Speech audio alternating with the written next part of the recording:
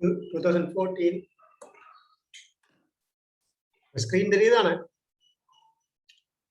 சரி, இப்ப கவனிங்கன்னு சொன்னா முதலாவது வந்து 41வது எம்சிக்கு செய்து சொன்னா இப்ப என்ன சொல்லியிருக்கேன்னு சொன்னா 41வது முதலாவது எம்சிக்கு 40வது முதலாவது கூற்று இப்ப திண்ம கந்தகம். இப்ப திண்ம கந்தகம் நீங்க கந்தகத்தை சொல்ற கந்தகம் வந்து கந்தகத்தின் இஷ்டசோட தாக்கத்தை பற்றிங்க கதைக்கிறேன். பேசுன்னு சொல்றீங்க திண்மமான கந்தகம் இருக்கு. அப்ப கந்தகத்தை எடுக்கிறேன். இப்ப கந்தகம் மட்டும் சொன்னோடய எனக்கு ஞாபகம் பெறணும். கந்தகம் தாழ்த்தப்பட்டா H2 மைனஸா வரும். ஒட்சியேற்றப்பட்டா SO2 போகும். அதே கந்தகம் வேறு நிபந்தனை நன்மையான ஒட்சியேட்டிங் இருக்குன்னு சொன்னா SO2 மைனஸ் அல்லது SO3 மாறும். சிம்பளம் சூடான செறிந்த H2SO சொல்றேன். அப்ப செறிந்த H2SO போடேக்க H2SO தாழ்த்தப்பட்ட எனக்கு SO2 வரும். செறிந்த H2SO SO2 வரும். ஐதான H2SO H2 வரும். அப்ப இதுல நான் விளைவா பார்த்தேன்னு சொன்னா ஒரு ஆள் தாழ்த்தப்படைக்க மற்றவர் ஒட்சியேற்றப்படணும். ஆகவே SO2 வரப்போது விளைவா 2 பேராலையும் இந்த ஐதரசனை சமப்படுத்துறதுக்கு நீர் வரப்போகுது. ஆக 2ஆலையும் SO2 தான் வரப்போகுது, நீர் வரப்போகுது. ஆனா இங்க சொல்லி இருக்கு SO3 வருதுன்னு சொல்லி. ஆகவே முதலாவது கூற்று விளை. என்ன எப்பவுமே H2SO தாக்கமுடைய எனக்கு SO2 தான் விளைவா வரலாம். SO3 ஒரு நாளும் வராது. கந்தகத்தை H2SO வந்து SO2 தான் ஒட்சியேற்றும். SO3 ஒட்சியேற்றாது. SO3 ஒட்சியேற்றணும்னு சொன்னா H2O2 அல்லது செறிந்த HNO3 இருக்கேக்க வேணுமுன்னா இந்த கந்தகம் என்ன செய்யலாம் SO3 ஒட்சியேற்றப்படலாம். ஆனா H2SO4 SO3 ஒட்சியேற்ற இயலாது. ஆகவே இந்த முதலாவது கூற்று வந்து விளை. அடுத்த சொல்றேன் சூடான சிறந்த H2SO ஆனது ஒரு நீரகற்றின் கருவியாக தொழிற்படுகலாம். சூடான சிறந்த H2SO வந்து நீரகற்றின் கருவியாக தொழிற்படும் சொல்றது. H2SO எடுத்தோம்னு சொன்னா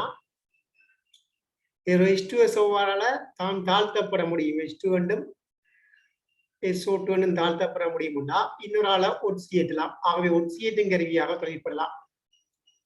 அடுத்தது ஆர்கானிக்ல நாங்கள் சி இஞ்சால எச்சும் இஞ்சால OH இருக்கேக்க இந்த நீர் அகற்றத்துக்கு நாங்கள் செறிந்த H2SO பயன்படுத்துறோம். ஆகவே நீர் அகற்றும் கருவியாக தொழிற்படலாம். அவை என்னவை நீரகற்றும் கருவியாக தொழிற்படலாம், மற்றது ஒட்சியேற்றும் கருவியாக தொழிற்படலாம். அப்ப இதுல செறிந்த H2SO நீரகற்ற கருவியாக தொழிற்படுகின்றது என்று சொல்றார். தொழிற்படக்கூடிய சந்தர்ப்பம் இருக்கு. செறிந்த H2SO நீரகற்ற கருவியாக தொழிற்படலாம். என்ற H2SO வந்து நீரகற்ற தன்மையும் இருக்கு, மற்றது ஒட்சியேற்றியாக தொழிற்படுற தன்மையும் இருக்குது. ஆகவே இந்த 2ஆவது தொழிற்படலாம். இதுல மட்டுமென்ற வசனம் தெரியல. ஆகவே 2ஆவது கூட்டில எல்லாம் சரியாக எடுக்கலாம். முதலாவது கூட்டு பிழைக்கான ரீசன் என்னது? முதலாவது கூட்டுல எங்களுக்கு SO2 வந்துருக்கணும். இது SO2 சொல்லல SO3 சொல்லியிருக்க. ஆகவே முதலாவது கூட்டு பிழை. 2ஆவது கூட்டுல வந்து நீரகத்தின் கருவியாக தொழிற்படுகிறேன்னு சொல்லி இருக்கிற. நீரகத்தின் கருவியாக தொழிற்படலாம், ஒட்சியேற்றும் கருவியாகவும் தொழிற்படலாம். ஆகவே முதலாவது கூட்டு பிழை, 2ஆவது கூட்டு சரி, 4ஆவது ஆன்சர். அடுத்த 2ஆவது கூற்றை பார்ப்போம்னு சொன்னா 2ஆவது கூற்று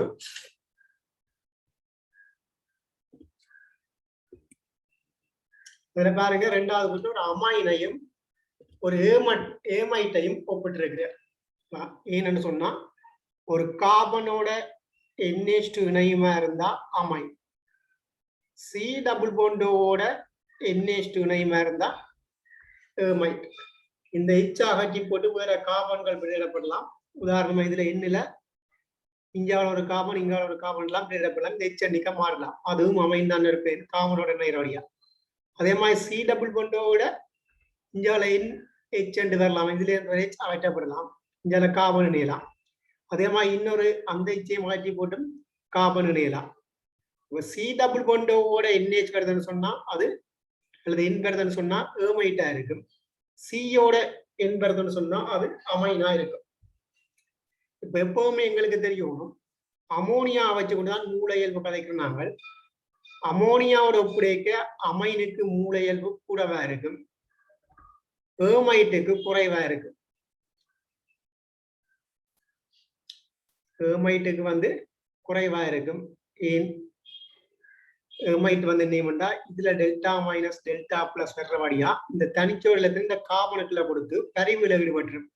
மூல இயல்புன்னு சொன்னா ஒரு நைதரசன் வந்து தன்னை தனிச்சோரத்தின வெளியில கொடுக்குற இயல்பு தான் மூல இயல்பு. தன்னை சேர்வைக்கிலேயே கொடுக்கப்படாது. அப்ப அமைனுக்கு வெளியில கொடுக்குற இயல்பு கூட என்னன்னு சொன்னா RNH கேட்க இந்த ஆர் கூட்டம் கார்பன் கூட்டம் தள்ளி கொடுக்குறதால இன்னும் வெளியில எல்லாத்தினா கொடுக்கலாம். NH3 தள்ளி கொடுக்கறதுக்கு அமைன் கூட்டம் இல்லை, தன்னை தனிச்சோடியை மட்டும்தான் என்னெல்லாம் கொடுக்கலாம். ஏமைட்ல இந்த CW கூட்டத்துக்குள்ள தனிச்சோடத்துல பரிவுக்கு போறபடியா ஏமைட்டுக்கு மூல இயல்பு குறைவா இருக்க போகுது.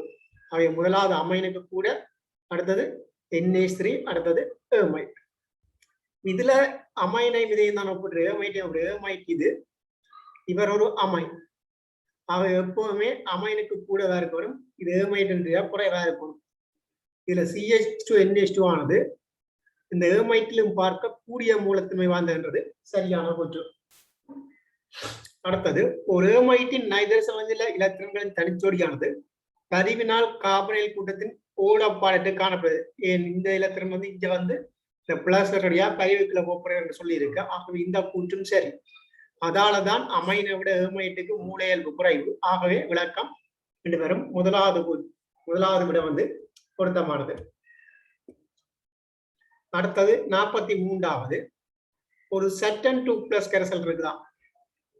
சட்டன் 2+ செப்பு 2+ கொண்ட கரைசல் இருக்குதான். ஒரு கரைசலுடன் சட்டன் 2+ ஆனது செப்பு 2+ கொண்ட ஒரு கரைசலுடன் சேர்க்கப்படுவது. சட்டன் 2+ கொண்டு போய் செப்பு 2+ கரைசலுக்குள்ள சேர்க்க உலோக செப்பு இடம்பெயர்க்கப்படுகிறது. அப்ப செப்பு இடம்பெயர்க்கப்படுதான். என்ன சொல்றீங்க, செப்பு தாழ்த்தப்படுதுன்னு சொல்றேன். இதுல என்னென்று பார்க்கணும்னா தாக்க வீதத்தொடரை பொறுத்தவரையும் ஐதரசனுக்கு கீழே செப்பு இருக்குது, மேல சட்டன் இருக்குது. மேல உள்ள உலோகங்களால கீழே உள்ள அயன்கள் கரைசல்ல இருந்து உலோகங்களா மாற்றப்படலாம். அது மேல உள்ள மூலகங்களால கீழே உள்ள மூலகங்கள் சுயாதீன நிலைக்கு மாற்றப்படலாம். உதாரணமா H+ இருக்குன்னு சொன்னா அவை H2 மாத்தலாம். சுயாதீனமா ஐதரசனா இருக்கணும். செப்பு 2+ இருக்குன்னு சொன்னா அவைய செப்பா மாத்தலாம். மேல உள்ள மூலகங்களால கீழே உள்ள மூலகங்கள் என்னெல்லாம் சுயா நிலைக்கு மாற்றப்படலாம், அதாவது இடம்பெயர்க்கப்படலாம். இதுல நான் சட்டனை கொண்டு போய் Cu2+ போடுவனா இருந்தா இதற்கு ஒட்சியேற்றப்படுற தன்மை பொருந்திய சட்டன் 2+ போய்கொண்டு இந்த Cu2+ Cu மாத்துக. ஆக இங்க Cuவும் சட்டன் 2+ வரும். இது சரி. ஆனா இங்க நான் சட்டன் போடல, சட்டன் 2+ பயன்படுத்துறேன். சட்டன் என்றா இடம்பெயர்க்கு. சட்டன் 2+ ஆல ஏற்கனவே அயன் நிலையில் இருக்கிறபடியா இடம்பெயர்க்கலாது. ஆகிய முதலாவது கூற்று இல்ல. சட்டனை போட்டிருந்தா செப்பு 2+ செப்பா இடம்பெயர்த்திருக்கும். இங்க நான் பயன்படுத்துறது சட்டன் 2+ஐ பயன்படுத்துறது வந்திருக்கேன். சட்டன் 2+ அயனால இடம்பெயர்க்க முடியாது. அடுத்த சொல்றேன், Cu2+ நியம தாழ்த்தல் அழுத்தம். சட்டன் 2+ நியம தாழ்த்தல் திரும்ப இருக்க அளவு நேரான. இதுல மேல சட்டன் இருக்க போற, கீழே Cu இருக்க போற. சட்டனுக்கு நாங்க மைனஸும் கீழே உள்ளக்கு பிளஸும் கொடுக்குறோம். நியம அழுத்தம் செப்புக்கு பிளஸ் ஆகும், சட்டனுக்கு மைனஸ் ஆகும் இருக்கு. ஐதரசனுக்கு 0 சொல்றோம். ஐதரசனுக்கு மேல உள்ளாக்களுக்கு மைனஸ் பெறுமதியும் கீழே உள்ளாக்களுக்கு பிளஸ் பெறுமதியும் கொடுக்குறோம். சொல்ற செப்பு 2+ நியம தாழ்த்தழுத்தமானது சட்டன் 2+ நியம தாழ்த்தழுத்தம் பார்க்க அதிக அளவு நேரானது. நீரை விட இவர் நேரான பெறுமதியா இருக்கிற. இந்த கூற்று சரி. ஆனா இதுல என்னது சட்டன் 2+ வந்தபடியா இடம்பெயர்க்கலாது. ஆகவே 4வது விட வந்து பொருத்தமானது. அடுத்தது 44வது. 44வது பார்த்தோம்னு சொன்னா சோடியமுடன் NH3 தாக்கம். சோடியம் NH3 வெஸ்தோப்பு மூலகங்கள்ல சோடியம் NH3 ஒரு தாக்கமுடையது. வெஸ்தோப்பு மூலகங்கள்ல சகலதுமே அமோனியாவோட தாக்கமுடையும். லித்தியம் தாக்கமுடையும், சோடியம் தாக்கமுடையும், பொட்டாசியம் கூட்டம் 1 கூட்டம் 2 எல்லாமே தாக்கமுடையும். தாக்கமுடையும்னா சோடியம் பிளஸ்ஸா போய்கொண்டு பொதுவா ஒரு தாக்கத்துல அம்மோனியா வரும்னு சொன்னா அதை நான் NH2- H+ பிரிச்சு பார்ப்பேன். இந்த H+ H2 மாற போறேன். அதாவது அமோனியாவை கருதிக்க அமோனியாவோட தாக்கத்துல தாழ்த்தப்பட்ட H2 வரலாம், ஒட்சியேற்றப்பட்ட N2 வரலாம். அப்ப இதுல Na+ வந்து ஒட்சியேற்றப்படைக்க அமோனியா தாழ்த்தப்படுதுன்னு எனக்கு என்ன வரும்? H2 வரணும். ஆகவே இங்க என்ன வரும்? H2 வர இந்த Na+ இந்த மிஞ்சின NH2- சேர்ந்து NaNH2 விளைவா வரும். ஆக இங்க கிடைக்கப்போற விளைவு என்னது? NaNH2வும் H2வும். இதே மாதிரி தான் பொட்டாசியம், ருபீடியம், சீசியமும் தாக்கமடையும். ஆனா லித்தியம் அமோனியாவோட தாக்கமடைக்க இந்த விளைவும் வரலாம், அதோட Li3N மாறலாம். கூட்டம் ஒன்றுல லித்தியமும் கூட்டம் 2 மூலங்களும் Li3N உருவாக்கலாம். இவ NaNH2 மட்டும்தான் உருவாக்கும். இதற்ற பேர் சொல்றது சோடாமைட் சொல்றது. NaNH2 சோடாமைட் சொல்றது. இவர் LiNH2 உருவாக்கலாம், Li3N உருவாக்கலாம். அதே மாதிரி கூட்டம் 2 மூலங்களும் என்ன செய்யும்?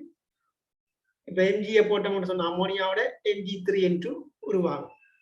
அதோட கூட்டம் 2ல கல்சியத்துக்கு மட்டும் ஒரு வித்தியாசம் தாக்கம் இருக்கு. அமோனியாவோட CaH2 உருவாக்கும் அமோனியாவோட தாக்கம் அடைஞ்சு. இது கல்சியத்துக்கு மட்டும் உரிய தாக்கம். அப்ப இவ்வளவுதான் S குழு மூலகங்கள்ல கூட்டம் 1க்கும் கூட்டம் 2க்கும் இருக்கிற அமோனியாவுடனான தாக்கம். இது எல்லாமே NH2- உருவாக்கி H2 அப்படி வச்சு தாக்கம் அடையும். இந்த NaNH2 மாதிரி லித்தியம் NaNH2க்கு பதிலாக Li3N உருவாக்கலாம். அதே மாதிரி 2ஆம் கூட்ட மூலங்களும் என்னோட சேர்ற சேர்வையை உருவாக்கலாம். Mg3N2 Ca3N2 உருவாக்கலாம். அதோட கல்சியம் மட்டும் NH2 தாக்கம் உடையக்க இங்கால H2ஓட மேலதிகமா CaH2 ஒரு சேர்வையும் Li3N இதே மாதிரி சேர்வையா CaH2ஐயும் உருவாக்கலாம். இவ்வளவுதான் அமோனியாவோட தாக்கம் வந்து S குழு மூலங்களோட வருது. அப்ப இதுல என்ன சொல்லியிருக்கு கேள்வியில, Na உடன் NH3 தாக்கம் விளைபொருளாக H2 தரும் அதே வேலை. அப்ப H2 தரும். அப்ப இதுல சோடியத்தோட அமோனியா தாக்கமுடையக்க அமோனியா தாழ்த்தப்பட்டு H2 மாறுற, சோடியம் ஒட்சியேற்றப்பட்டு Na+ மாறும். அங்க H2 விடுவிக்கப்படலாம். அதேவேளை Cl2 உடன் NH3 தாக்கம், இந்த Cl2 ஓட NH3 தாக்கம் முக்கியமானது. இதுல 3 தாக்கம் இருக்கு. மொத்தமா CH3க்கும்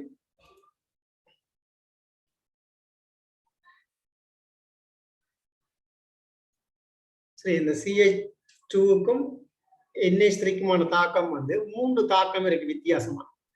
ஒன்று என்னன்னு சொன்னா Cl2 தாழ்த்தப்பட்டு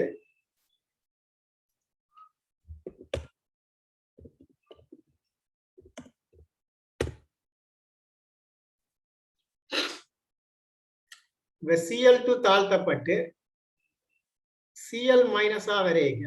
Cl2 தாழ்த்தப்பட்டு சரி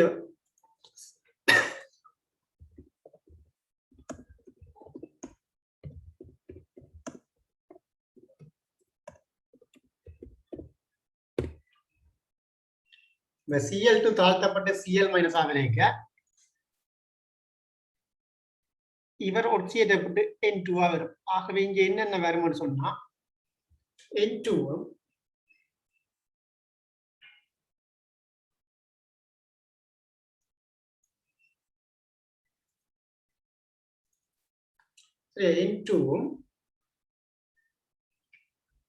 இவர் ஒட்சியேற்றப்பட்ட N2 வரைக்கும் Cl- தாழ்த்தப்படுற. இங்க இருக்கிற N வந்து N2 போறபடியா இந்த H-ம் Cl-ம் சேர்ந்து HCl வரும். இது முதலாவது தாக்கம். Cl2 N2 என்றும் HCl என்றும் தாக்க முடியலாம். இந்த இவர் மிகையா இருந்தால் NH3 மிகையா இருந்தா இந்த Cl2ம் NH3யும் தாக்கமடைய இதே N2ம் HCl-ம் தான் வரப்போகுது. இந்த HCl-ம் இன்னொரு NH3யும் தாக்கமடைஞ்சு NH4Cl வரலாம். அடுத்தது மூன்றாவது, இந்த Cl2 மிகையா இருக்குமா இருந்தால் இந்த Cl2ம் உருவாகிய N2ம் தாக்கமடைஞ்சு NCl3யும் HCl-ம் வரலாம். ஆக இது 3 விதமான தாக்கம் இருக்கு. Cl2க்கும் அமோனியாவுக்கும் இடையில 5ஆம் ஓட்டத்துல இந்த 3 தாக்கம் இருக்கு. சரி, அவங்க இந்த 3 தாக்கம் இருக்குன்ற தெரிஞ்சிருக்கணும். இப்ப இதுல சொல்றேன் Cl2ம் இதுவும் தாக்கம் அடைய எனக்கு N2 வரும்னு சொல்றேன். Cl2 தாக்கம் உடைக்க என்ன வருமா N2 வரும். சரி, இங்க H2 வருது, இங்கே N2 வருது. ஆகவே இதுல இந்த கூற்று சரி. சோடியத்தோட தாக்கம் உடைக்க H2 வரப்போற, Cl2 தாக்கம் உடைக்க N2 வரப்போற. அடுத்தது NH3 வந்து தாழ்த்தப்பட்ட H2 வரும், ஒட்சியேற்றப்பட்ட N2 வரும்.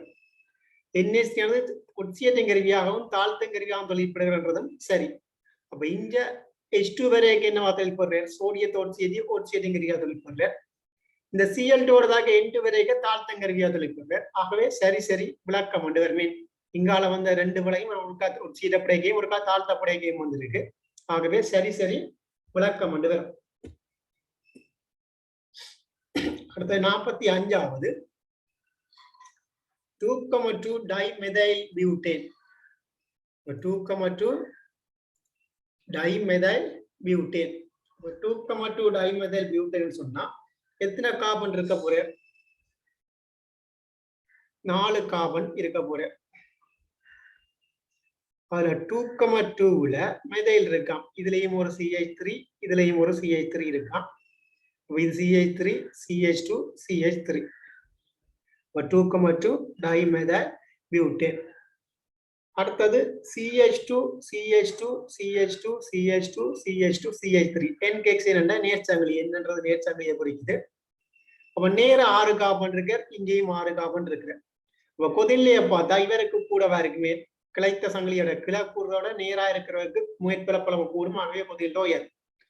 அப்ப இங்க சொல்றாரு இவரை விட N-ஹெக்சேனின் கொதிலையிலும் பார்க்க உயர்ந்தது. இவர் வந்து N-ஹெக்சேன் உயர்ந்தது. ஆகவே அந்த கூட்டுப்பிழை கொதில N-ஹெக்சேனுக்கு தான் கூட இவரை விட கிளைகள் அதிகரிக்க கொதில குறைவடையும். ஆகவே 45ல முதலாவது கூட்டு வந்து பிழை. கட்டாய பார்த்து N-ஹெக்சேன் நேர்ச்சங்கிலியும் கூடவா இருக்கும், கிளைத்த சங்கிலிக்கு குறைவா இருக்கும். அடுத்தது மூலக்கூறுகளின் மேற்பரப்பின் பரப்பளவு குறையும் போது கலவை விசைகளின் வலிமை குறைகிறது. சரி, லண்டன் கலவை விசைகளோட வலிமை வந்து மூலக்கூற்று மேற்பரப்பளவு கூட கூட அதிகரிக்கும். ஆகவே அந்த கூட்டம் என்னது சரி, முதலாவது கூட்டுப்புல. ஆகவே 4வது விட வந்து பொருத்தம். அடுத்தது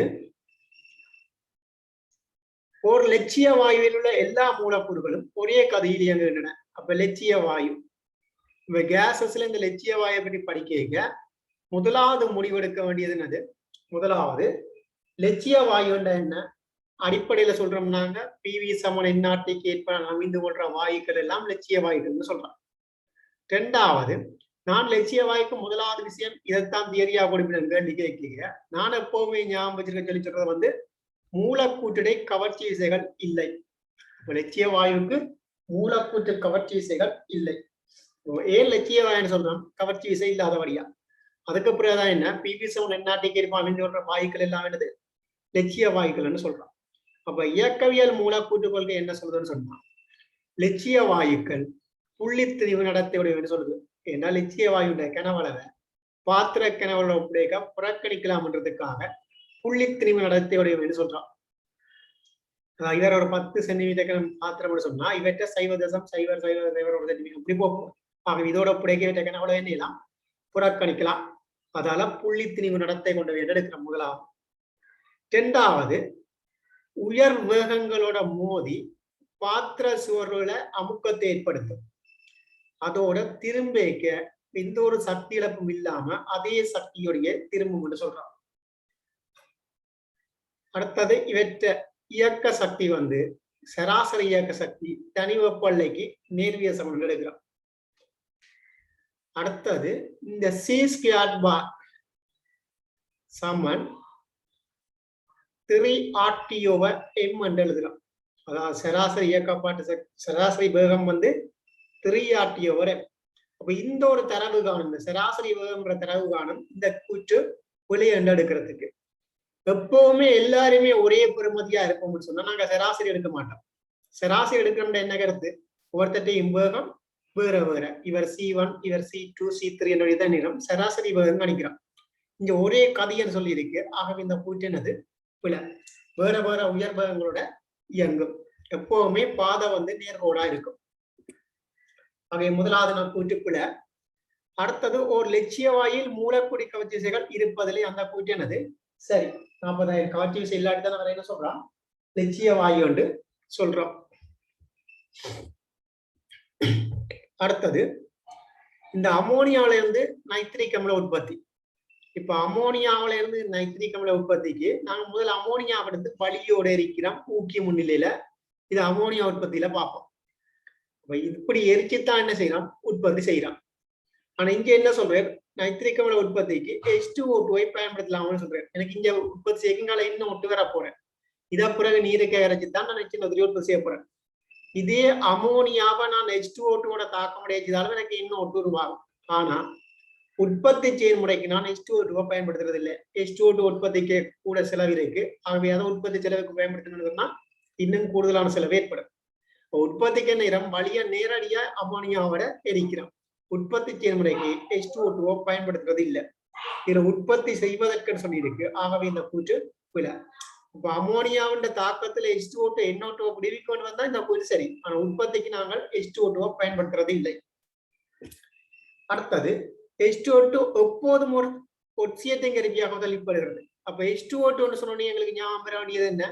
H2O2 தாழ்த்தப்பட்ட H2O மாறும், ஒட்சியேற்றப்பட்ட O2 மாறும். -1 இருக்கிறவர் -2க்கு போகலாம், பூஜ்ஜியத்துக்கும் போகலாம். ஒட்சியத்தின் கருவியாக தொழிற்படலாம், தாழ்த்தும் கருவியாக தொழிற்படலாம். இந்த ஒட்சியத்தின் கருவியாக தொழிற்பட வேண்டாம் எப்போதும் சொல்லி இருக்கு. ஆகவே போல என் தாழ்த்தும் கருவியாகவும் தொழிற்படலாம்.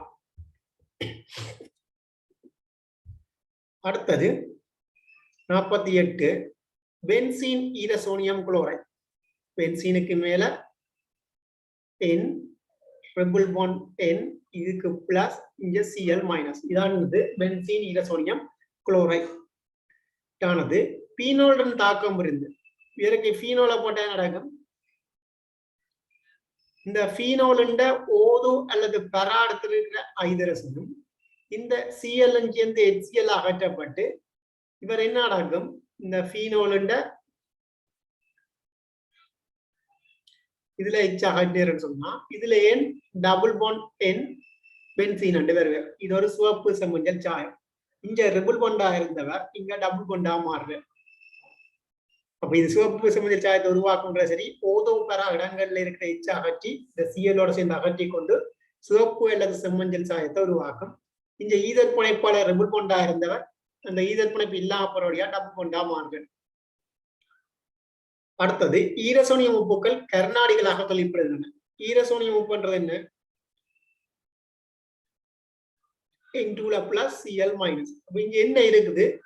N2 பிளஸ் இருக்கு. பிளஸ் எப்பவுமே மைனஸ் நோக்கித்தான் போகும். அப்ப எலக்ட்ரான் நாடியாகத்தான் தொழிற்படும். இந்த கர்நாடியாக தொழிற்படும் சொல்லி இருக்கு. ஆகவே அந்த கூற்று வில. அடுத்தது 49வது ஒரு முதன்மை தாக்கத்தின் வீதம். முதன்மை தாக்கம் என்ன? 2A சக B என்ற இடத்துல சொன்னா இதுல A இந்த தாக்க வரிசை 2, B இந்த தாக்க வரிசை 1. முதன்மை தாக்கம் சொன்னா P சமான குணகமும் தாக்க வரிசையும் சமம். தாக்க வித விதிக்கு சமன்பாடு போயிருக்க R சமன் K இன்டு A இந்த வர்க்கம் அண்டு B இந்த 1 போட மாட்டேன், போடுவேன். ஒரு நாளும் பூஜ்ஜியம் போடல. முதன்மை தாக்கம்டா தாக்க வரிசை பூஜ்ஜியமா வராது, P சமான குணகத்துக்கு சமனா வரும். பூஜ்ஜியம் வருமண்டா மட்டும்தான் அந்த செறிவால தாக்கத்திலிருந்து ஒரு பாதிக்கும் வராது. முதன்மை தாக்கத்துல ஒரு நாளும் பூஜ்ஜிய வரிசை வர்றதுக்கான சாத்தியம் இல்லை. ஆகவே எந்த தாக்க இந்த செறிவா கூட்டினாலும் எனக்கு தாக்க வீதம் கூடும். ஏன்னா முதன்மை தாக்கத்துல ஒரு நாளும் பூஜ்ஜிய வரிசை வராது. ஆகவே இங்க என்ன சொல்றேன்? முதன்மை தாக்கத்தின் வீதம் தாக்கலின் செறிவுடன் அதிகரிக்கிறேன்டா சரி. என் செறிவு கூட கூட இது ஒரு நாளும் பூஜ்ஜியம் வராது. பூஜ்ஜியம் வந்தா தான் பூஜ்ஜிய வரிசை தாக்கங்கள் பாதிப்பு ஏற்படுத்தாது. பூஜ்ஜியம் வருது பாசிபிள் பலவடி தாக்கத்துல. ஒரு படி தாக்கத்துல பீசமான குணகம் ஒரு நாளும் பூஜ்ஜியம் வராது. ஏன்னா ஒரு படி தாக்கத்துல பீசமான குணகமும் தாக்க வரிசையும் சமன். தாக்க வரிசை பூஜ்ஜியம் ஒண்ணு வந்தா தான் என்னையும் தாக்க விதத்துல சரிவு பாதிப்பு ஏற்படுத்தாது. இங்க பூஜ்ஜியம் வர சான்ஸ் இல்லை. ஆகவே முதன்மை தாக்கம் வழியா எப்பவுமே சரிவு கூட தாக்க வீதம் கூடும். அடுத்தது ஒரு முதன்மை தாக்கத்தின் வீதம் எப்போதும் தாக்கின் செறிவுகளுக்கு நேர்கோட்டு விகிதசமனானது. இப்ப R சமன் K இன்டு A இன்டு 1 வரும் சொன்னா எப்பவுமே என்னது Y சமன் MX வரும். இங்க வர்க்கம் வந்தா என்ன? வளைய வலிக்கிடும் வரைக்கும். எக்ஸ் வர்க்கம் என்று வரைக்கும் என்னது விரைவு வளையும். அப்ப எப்போதும்ன்றது போல எப்ப நேர்கோடா இருக்கு தாக்க வரிசை உண்டாகும். இங்க வர்க்கம் கணம் என்று வருமா இருந்தா வீதமானவன் 2, 3 வருமா இருந்தா இது ஒரு வளைகோடா வரும். ஆகவே நேர்கோடுன்றது பில. நேர்கோடுன்னு சொன்னா y mx கோணம் x அடுக்கு உண்டா இருக்கணும் எப்பவுமே. 50வது வளிமண்டலத்தில் தாழ்மட்டத்தில் ஓசோன் உண்டாவதற்கு ஹைட்ரோ கார்பன்கள் இருத்தல் வேண்டும். ஓசோன் உண்டாகிறதுக்கும் ஹைட்ரோ கார்பனுக்கும் எந்த தொடர்பும் இல்லை. ஆனா ஹைட்ரோ கார்பன்கள் இருக்க ஓசோன் இருக்குமா இருந்தா தாக்கமடைஞ்சு PAN PBN என்ற 2 சேர்வையை உருவாக்கி ஒளி ரசாயன புகாரை உருவாக்கும். ஓசோன் உருவாக்கத்துக்கு ஹைட்ரோ கார்பன் தேவையில்லை. ஆனா ஒளி ரசாயன புகாரா மாறுறதுக்கு சேதனச்சிறையும் ஹைட்ரோ கார்பன்களும் ஓசோனும் ஹைட்ரஜன் ஆக்சைடுகளும் இருந்தா PAN PBN என்ற 2 சேர்வை உருவாகும். இது ஒளி ரசாயன புகார் என்ற சூழல் பிரச்சனையை ஏற்படுத்தும். ஒளி இருக்கும் போது ஹைட்ரோ கார்பன்கள் ஒற்றுடன் தாக்கம் இருந்து ஓசோனை உண்டாக்குகின்றன. அதுவும் விட ஓசோன் உற்பத்தி என்ன நடக்குது? முதலாவது O2 வந்து சூரிய ஒளியால பிரிஞ்சு O ஒன்று உருவாகுது. பிறகு இந்த ஓவும் இந்த O2வும் சேர்ந்து O3 உருவாகுது. இந்த ஊக்கியாக சில மூலக்கூறுகள் பயன்படலாம். கட்டாயம் ஹைட்ரோ கார்பன்கள் இருக்கணும்ன்றது இல்லை. மூலத்துல டவுட் இருக்கா?